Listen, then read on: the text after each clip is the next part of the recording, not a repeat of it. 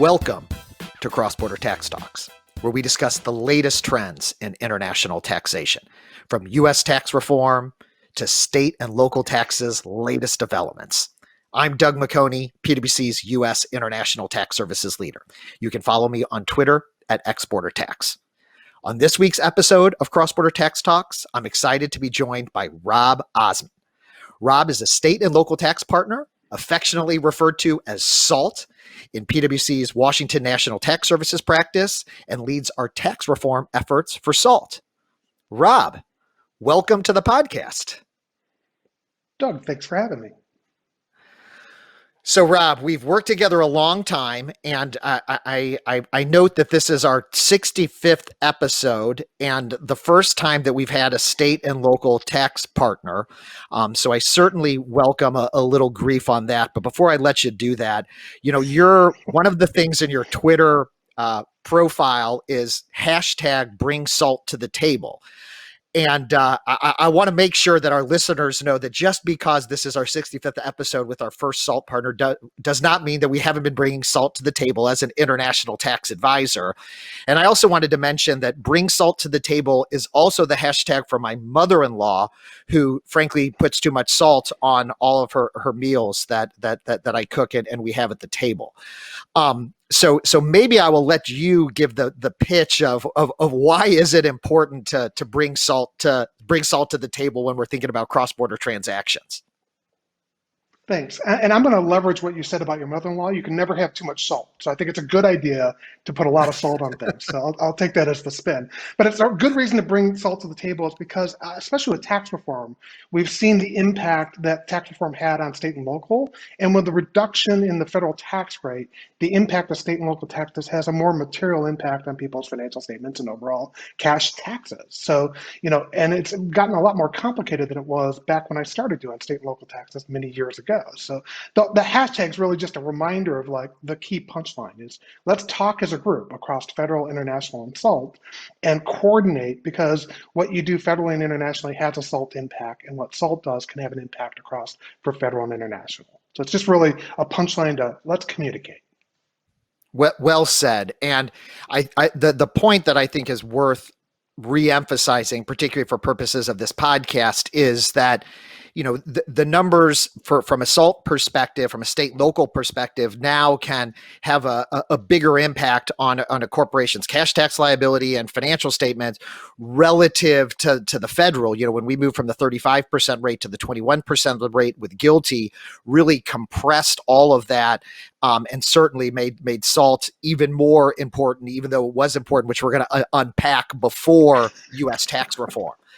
So maybe even before we dive into that, just to level set for our listeners who are mainly international tax and cross-border professionals, can you just give us a brief primer on state level corporate tax? Because all the states have slightly different regimes, and some don't have an income tax, and then there's franchise taxes. And just give us a kind of set the table, if you will. I feel like this is going to be an awful analogy that goes throughout the rest of the podcast. But if you can just set the table, if you will, on state level corporate tax. Sure. So we're having the first course. So in this first course, as we're setting the table, you're right, this analogy is going to go throughout the rest of it, is when you look at state tax and how it works, and obviously the first answer is it depends. Some states, right, you have separate company filings. Some states that you have combined filings. That's part of it. The other part of it is, how do states actually conform to the code? Do they conform to the current code? Do they conform to a select provision of the code? Do they conform to the code as it relates to a set point in time? So when you look across, it's a starting point. 42 to 45 states have corporate income tax, and they may have other taxes too. They may have franchise tax, gross receipts tax, but let's just focus on the income tax. Of those states, right, more and more states have gone combined filing, which is, a group of entities that are similar and have an economic connectivity will file as a group. It's not consolidated, it's really combined. And it's based upon case laws and other kind of facts and circumstances tests. And so, if we're looking at it from a starting point about how non-SALT people should look at it, it's like, first is let's talk about, how they adopt the Internal Revenue Code and the implications of tax reform as it relates to that. And therefore, we can then unwind what we need to think through is like the disconnect, whether it's with Subpart F or the toll charge or GILTI or interest 163J limitations. So long story short, let's start at the basics. How do they adopt the code and what code are they currently adopting? And then how do the groups file together? So, Rob, how many states actually have a corporate income tax? Just to kind of give us some context before we start peeling back the onion on adoption and some of the state tax conformity rules. So 46 or so states have a corporate income tax, and some of those states will have other taxes as well. A net worth tax, they'll have a minimum tax component of it. But to answer the direct question, 46 states to deal with. And of those 46, about 2/3 of them have now gone combined or consolidated filing. So the number of states that are left to do separate entity filings has dwindled over the course of the last 10 years or so to roughly 12 to 15 or so. Got it. So as we think about, because I spend a lot of time, almost all of my time, at least in the domestic space, on the Internal Revenue Code, right, on what's passed by Congress, and you taught me many years ago that listen, not all of the states adopt, and that a number of different states have different processes for implementing aspects of the Internal Revenue Code with respect to conformity, and then when they actually conform, and there can be deltas in time between when federal laws passed and when states actually conform. And so we've spent a lot of time, 64 episodes, spending a lot of time talking about U.S. tax reform, and I think many practitioners would just assume that states would apply rules similarly, and we're going to unpack some of the specific issues, between the Section 965 transition tax and GILTI 163J, some of those others. But talk to me a little bit about conformity and adoption generally, and then we can talk a little bit about Subpart F, even pre-reform and how that's been adopted. But how does that? Because I've always struggled with that and trying to keep up, with each of the respective states and when and or if they adopt. What is there any kind of common themes, and how does that work?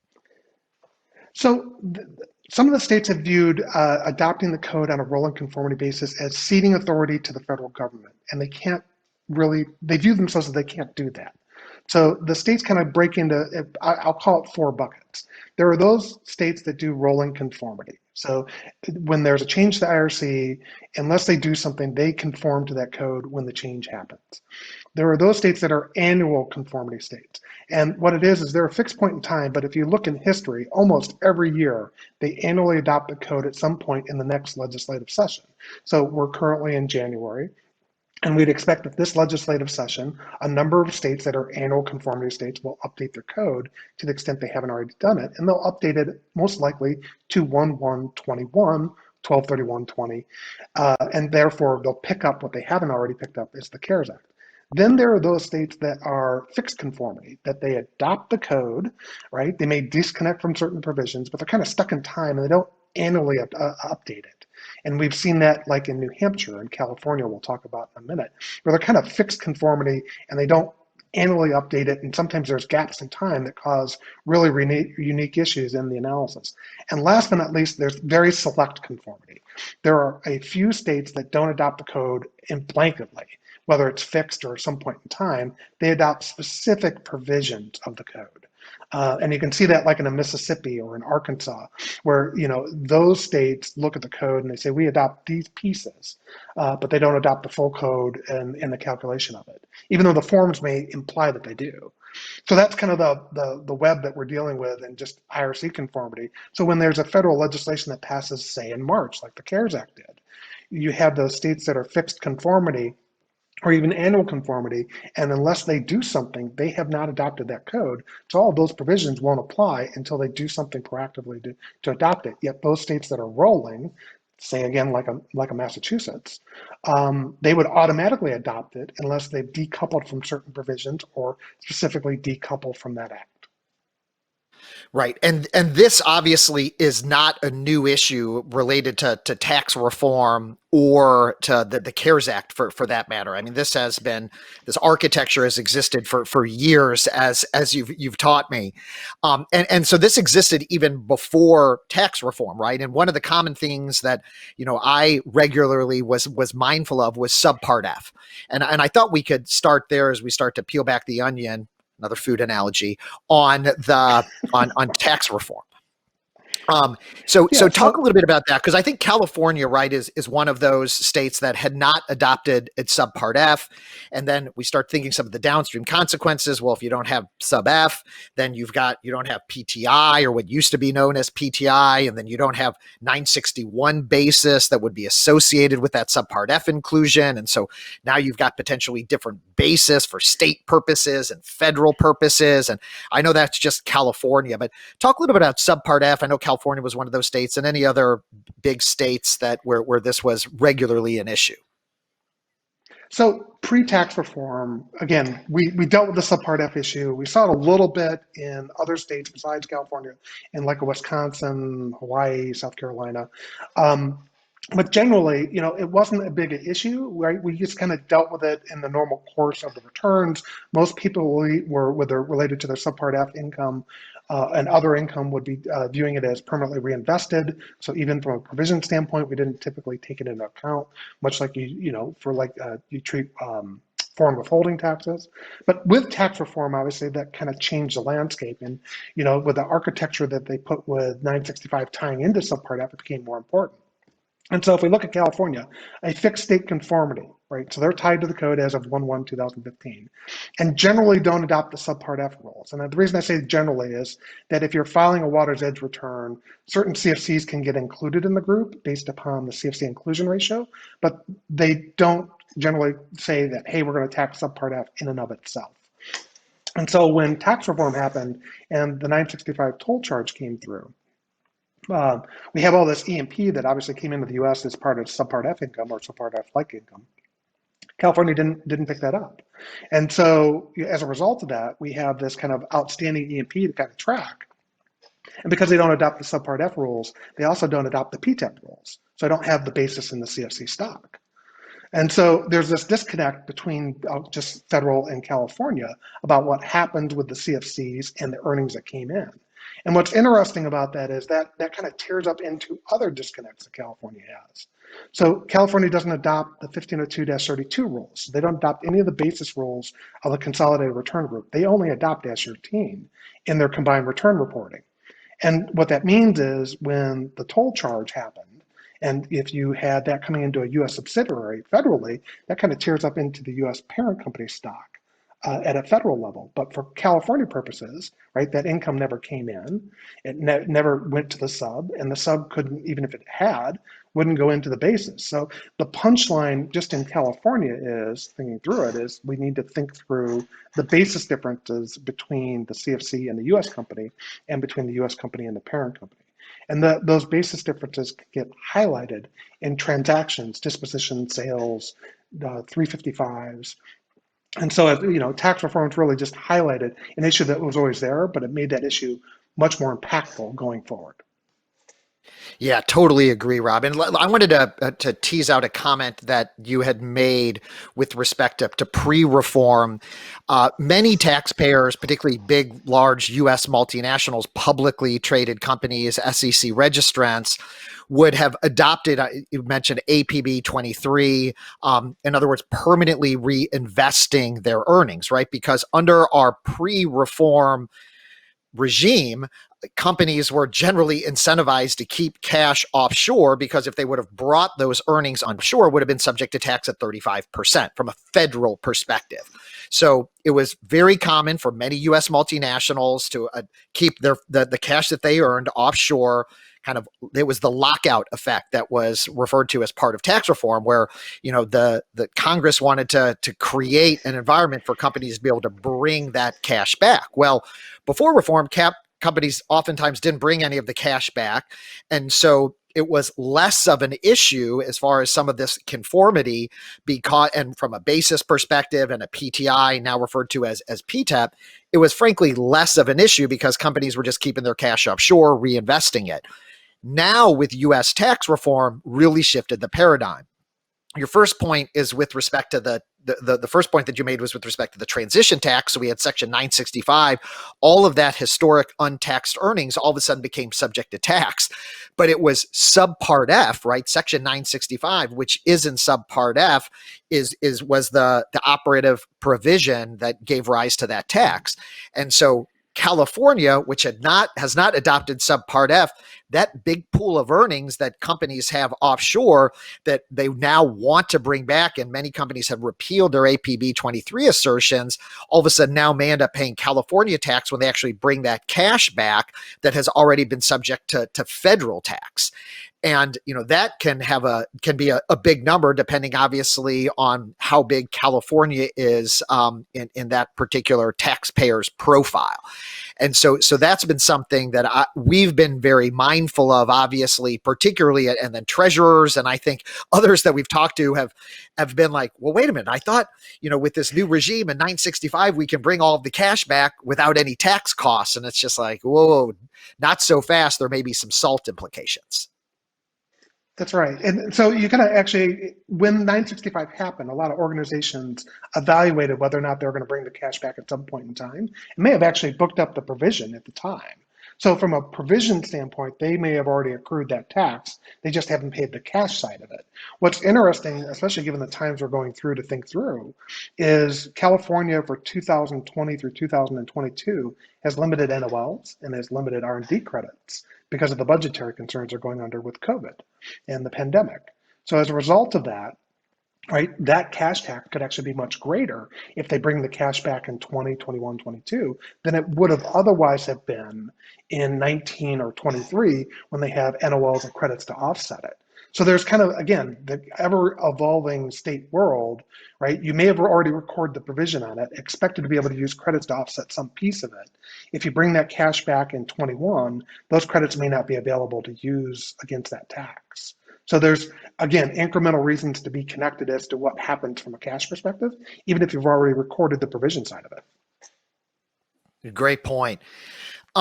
So, as we turn to tax reform from, Subpart F and then with the transition tax to the new paradigm, which now includes GILTI, frankly, many U.S. multinationals and taxpayers were able to manage their Subpart F, and, Subpart F was historically viewed as a bad thing.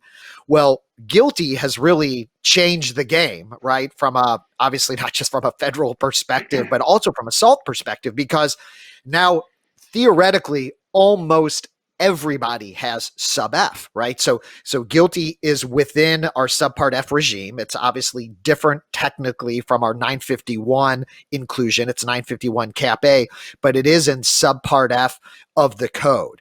So tell us a little bit about how that has worked, not just specific to California, but how has GILTI really changed the game for taxpayers and has just made SALT really even more relevant than it was? So what's interesting is the states have kind of, again, gone all over the board as to what to do with GILTI. So a state like California does not conform to 951 Cap A. So they don't adopt GILTI. The GILTI provisions don't apply.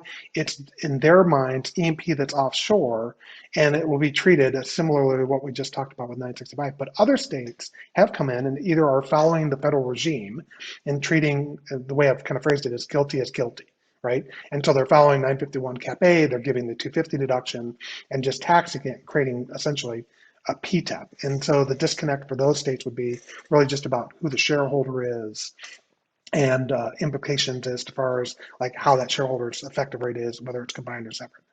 There are other states that have gone and said, hey, we think GILTI is like a dividend, and we're going to treat it no different than we treat our other dividends. And so, and they've come out and affirmatively said that even though in the code, it tells you it's not Subpart F, we're going to treat it like we treat our Subpart F and give you the same deduction. And you can see that in Massachusetts, and you can see that in Connecticut. So much like we always say, it kind of depends on the state. And so we'll see kind of a range of how states have treated it. States that are not conforming at all, States are going to follow the calculation as to, at least as far as what GILTI is, and give you a 250 deduction. And states that are going to say, no, we think it's a dividend and you should treat it as a dividend. And then, there's still some uncertainty as to with some of it. Some states have come out and said nothing. So you can look at, again, like a Kansas. They've come out and not affirmatively said anything about GILTI. But in Kansas, then the way that their forms and stuff would work, if it's not a dividend, then they're essentially following GILTI as GILTI. And there's, some taxpayers have taken the position that they're going to treat it as a dividend due to the uncertainty. And we're seeing sometimes notices come out on that stuff. So it continues to evolve and will continue to evolve. And what it's also highlighted, which is interesting, is states actually started to reevaluate how they thought about Subpart F as a result of this. And there's a few states that kind of changed their position on even Subpart F as a result of tax reform and GILTI and the changes. And we saw that in Nebraska, who came out with some general information letters and said, hey, in looking at what we think Subpart F is, we don't think Subpart F is a dividend. It qualifies for foreign dividend exclusion anymore unless it's truly treated as a dividend for federal. And GILTI is the same thing in their mind.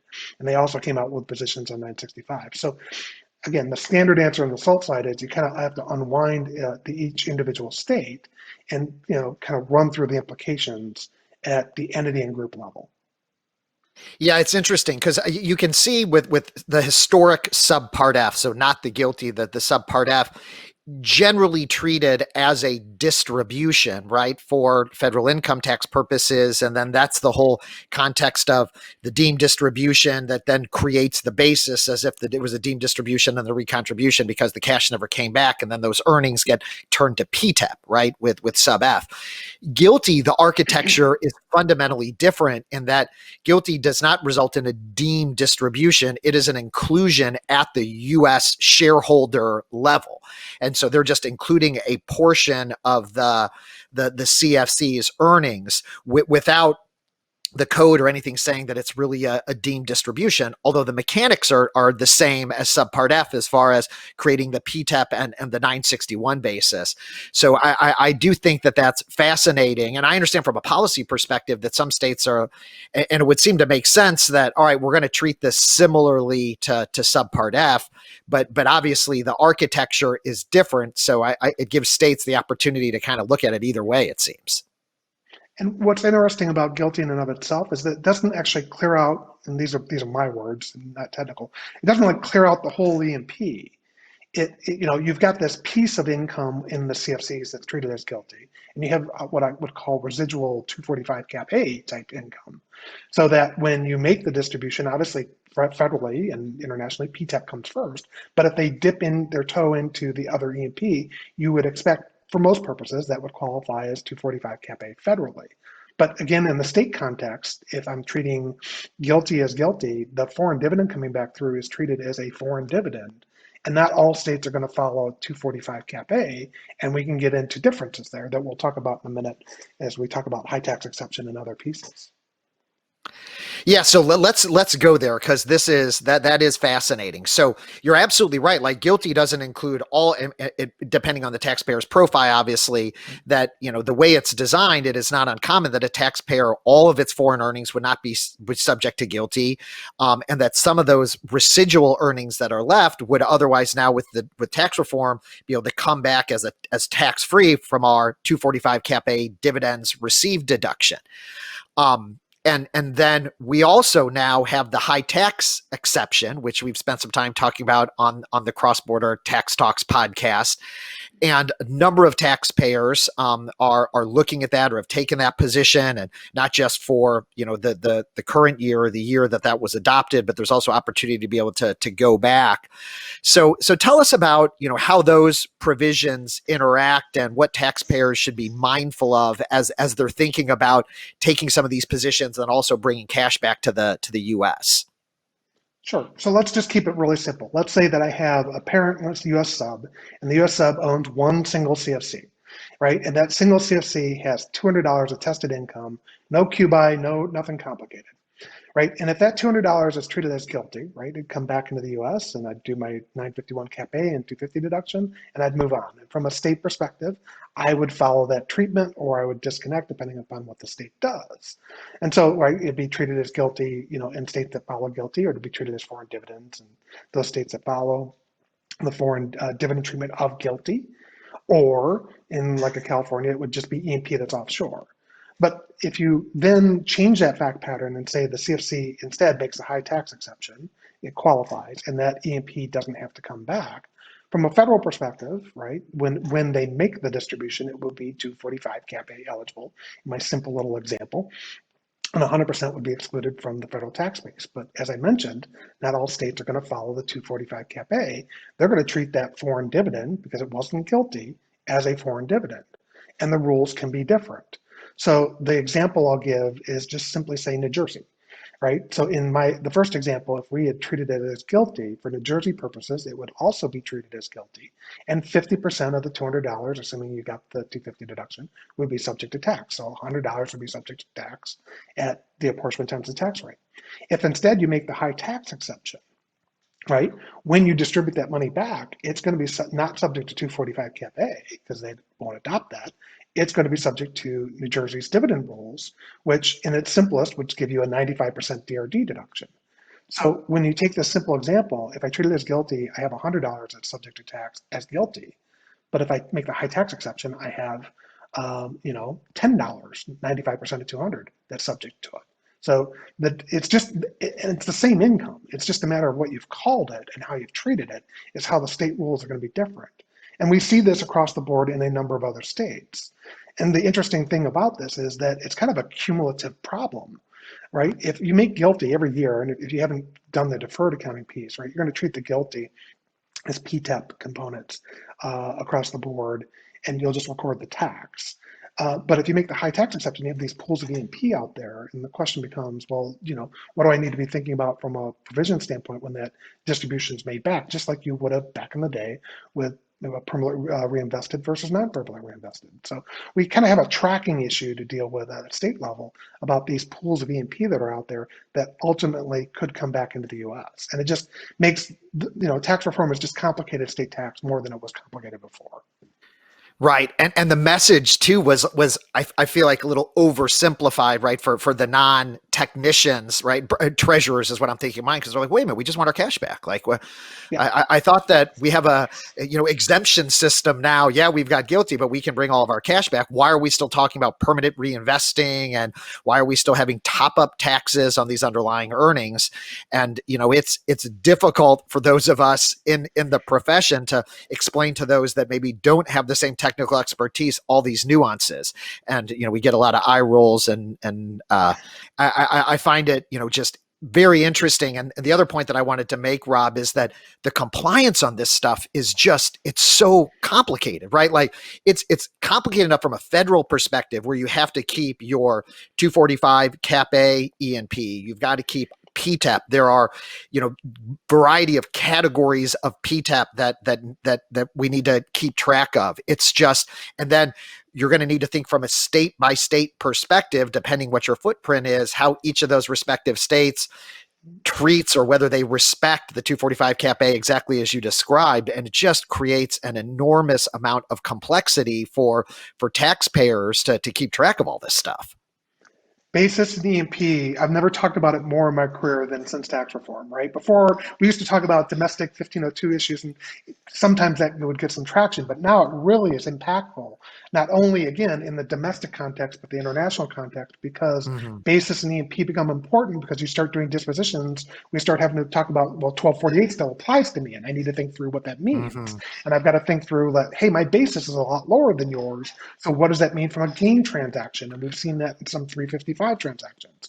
So the point is, and why we started the conversation, bring SALT to the table, is it's not because we're trying to make it a SALT project or a SALT issue. It's just that if we're at the beginning of the process, we're there when you're setting the table, we can tease out these state issues along the way and say, here's where we need to because of material. And it's not that you have to do 50 states, you can bucketize them into the categories, but it's no longer a with and without. It's probably 3, 4, 5 different versions of what we need to do. And as we mentioned, it's cumulative. this problem will continue, this complication is a better way to put it, will continue to grow as we build up pools of EMP and basis differences, no different than you see and have seen in the federal context since, I'll say, the dawn of time. Mhm. And again, this is just exacerbated by the fact that almost everybody has GILTI, right? Like a lot of these issues were existed before, but only so many taxpayers had Subpart F. Almost every U.S. Multinational has some form of GILTI or is impacted by this, or if not, 245 Cap A. So let's move on and talk about a couple of other topics I wanted to briefly cover. First is 163J, which is our interest limitation. We've had a number of podcasts on that topic. Tax reform really changed the game on interest deductibility in the U.S. with respect to our 163J rules applying to all taxpayers, unlike the former 163J, which was really just inbound. And then on top of tax reform, we all of a sudden had additional significant changes, which we've talked about here with respect to the CARES Act, which allows taxpayers to use for 2020 their 2019 163J limitation. And this was a response to the pandemic. Holy cow, it makes my head hurt starting to think about the number of different iterations we're going to need to think about from a SALT perspective. But tell us a little bit about what, and with respect to the conformity that you had mentioned, and when companies or when states have conformed, and then holy cow, if they conformed to CARES, if they've conformed to the tax reform. Tell us a little bit about that and how taxpayers are dealing with 163J from a state perspective. This will be my opportunity to have a second podcast with you, Doug, because this could take a half an hour in and of itself. But the punchline with it is, when we look at it, is that some states conformed to the 163J limitation, and some states have actually decoupled from it, either because they're still stuck in time, like California. California has not adopted the current code, so they haven't conformed to 163J as it currently is written, or states have proactively decoupled from it, like a Connecticut or Missouri, where they've said, hey, we don't think that limitation should apply, and they've either said we're going to apply the old limitation or there is no limitation on interest at all. So now you throw the CARES Act into it, and again, going back to how we started the conversation of fixed versus annual versus rolling. Unless I'm a rolling state, the states had to proactively change their code to adopt the CARES Act. It happened in March of 2020. And so there's about 23 states or so that have not, I think that's right, maybe 15 to 23 or 22, that have not adopted the CARES Act overall. And so they're stuck in the TCJA Act or decoupled. And that would mean that we are going to have a 30% limitation, and I'm not going to be able to use the calculation of 2019 ATI for 2020. And then for those states that actually have adopted the CARES, there's always yes, it's still a separate company state and not a consolidated state. So I need to do this on a separate company basis. So much like when we were talking about GILTI and kind of running through the gamut of the differences, we have to do the same thing on 163J. And that applies not only in what happens for purposes of separate entity states, it also applies to those states that I mentioned that are combined, because just because I'm a combined filing state doesn't mean that I'm following the actual federal mechanics of the calculation. And so they may not follow the federal consolidated return application of the calculation itself, even though in the looks of the return, it kind of looks like a combined or consolidated, it's not. So the punchline is there's a disconnect in 163J, and by coordinating with the federal and international teams in how they're evaluating the impacts, we can tease out those state differences, good and bad, and how those apply across the board. And much like we talked about with GILTI, there's a carry forward attribute to this. To the extent it's not deductible, you're going to have a deferred tax asset that you're going to want to be able to evaluate whether or not you can use in the future. And so that's something that we'll need to track and use. And, obviously it compresses, you mentioned, Doug, the compliance issues. It compresses the compliance complexity because we need federal to give us the data that they have as soon as possible so that we have time to unwind these differences. And before, sometimes the federal teams would run up and close to the deadline. It makes it harder on the state side to tease out all these differences. Yeah, it's a really good practical point, Rob, is that, and all of this stuff is so complicated, right? And frankly, a lot of our clients and taxpayers are resource constrained. given all this additional complexity. So I think that's a really good practical point. Maybe the last thing that I want to touch on is BEAT, the base erosion and anti-abuse tax. How have states, what have states done with that? Is that something that has been really relevant from a SALT perspective? Or talk a little bit about the BEAT and how that is impacted from a SALT perspective. Perfect. So this is the good news. We're going to end on the good news. Generally, the states have not adopted the BEAT, right? So when we look at it from the BEAT itself, right, the only state that I'm aware of that's come out with guidance on it is Alaska. And Alaska, in their view of it, say that you should apportion the BEAT tax itself to Alaska. So, Alaska's not a big state for a lot of companies, so it hasn't really been the focal point of a lot of organizations as to what that means and the impact. Obviously, it needs to be paid attention to, but it's not, it's not multiple states. And the real impact of BEAT is really what we're doing on the federal side and how that can have an implication on the states. So federally, right, there's analysis that's going about how transactions can be changed to potentially impact the calculation of BEAT, or denying deductibility and making elections to deny deductions for purposes of federal to avoid getting into the BEAT regime. And the question then becomes from a state perspective is like, well, if you're denying those deductions to BEAT, right, it says in the BEAT regulations, I recall, that it applies for all purposes of the code, including 162. And so for those states that are fully conforming to the code and the calculation of federal tax, right, that deduction that you deny federally may also be denied deduction for state. And you'd have a state leakage that goes with it, even though, that state doesn't adopt the BEAT tax itself. So there's, long story short, there's a cascading issue to kind of think through on the BEAT impacts. And it's really more about, the fixes and things we're doing as organizations to reduce the BEAT and what the state impact of those fixes have on your state liabilities. Well, we always like to end a meal with something sweet and desirable. So maybe we can consider BEAT our dessert for this conversation, just to pound that bad analogy, over to death. But it's the planning and things that companies are doing to avoid the BEAT, which, as we know here on the cross-border tax talks, that BEAT can be very draconian in its results, and so companies will do a number of things, and kind of the last thing on that list is denying deductions. But your point is well taken. Any of those things, and I think this is probably a good summary for the call, you need to think about the downstream implications from a SALT perspective, particularly as you're doing your analysis, to make sure that we understand those SALT impacts. So That's right. Any other final words for listeners, Rob, before we wrap this? No, I'll end where we started, right? The punchline here is really just let's have the communication, keep the line open and talk. And as you guys are thinking about, the federal and international implications, talk to your SALT friends and say, hey, here's what we're thinking about. And we can tease out those differences and, minimize impacts or look for additional benefits. Well said. So thanks for tuning in to this week's episode of Cross-Border Tax Talks. Thank you, Rob Ozmun, a state and local tax partner in PW's Washington National Tax Service practice, for joining me on this podcast. I'm Doug McHoney, PwC's International Tax Services leader. Stay tuned in 2 weeks for another exciting edition of Cross-Border Tax Talks.